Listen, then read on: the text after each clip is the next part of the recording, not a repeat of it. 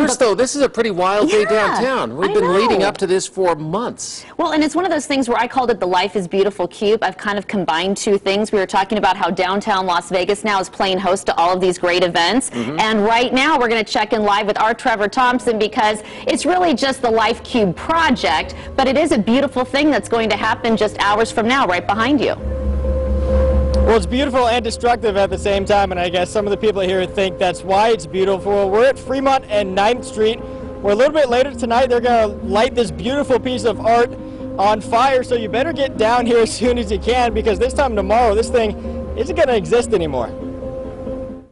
Get in your car and drive down here. This is the Woodstock of your generation. It's more than just a giant cube, and it's even more than just a piece of art, say those behind the project. But what is it exactly? This thing is alive, and it grants wishes like nothing you've ever seen. If you could find a magic bottle and rub it and get a genie inside to get your wishes come true, this is that. The cube is really just a vehicle, they say. For the past few weeks or so, people from across the city have been writing down their hopes, dreams, and goals on a card, and then depositing those cards inside the cube.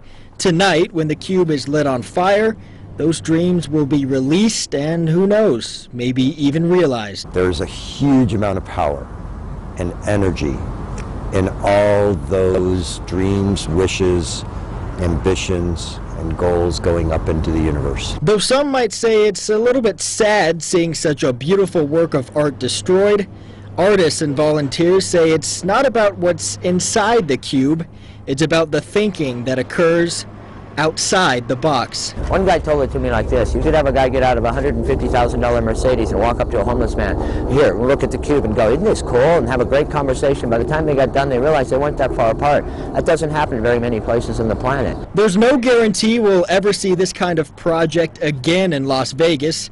Designer Scott Cohen says he's not sure if it will be back next year, but others have a different wish for the project, a wish that could very well come true after tonight. What I want to see happen is I want to see this go off in a way that every city around the globe can celebrate this way. Now, as you can see back here on Fremont and 9th, it's getting kind of busy out here. A lot of people showing up. We are expecting a pretty big crowd tonight. The cube set to be lit sometime tonight between 7 and 8. Of course, that's as long as it stays pretty calm in terms of the wind. You are encouraged to get out here as early as possible, though, because some of the surrounding streets are going to start shutting down around 4 o'clock tonight. Kim, back to you. So, Trevor, before we let you go, Tom brings up a really good point here. We've been monitoring the winds as far as what those conditions should be at sunset when they're supposed to light this sucker up. Do they have an alternate plan as far as what to do if for some reason they can't set it on fire?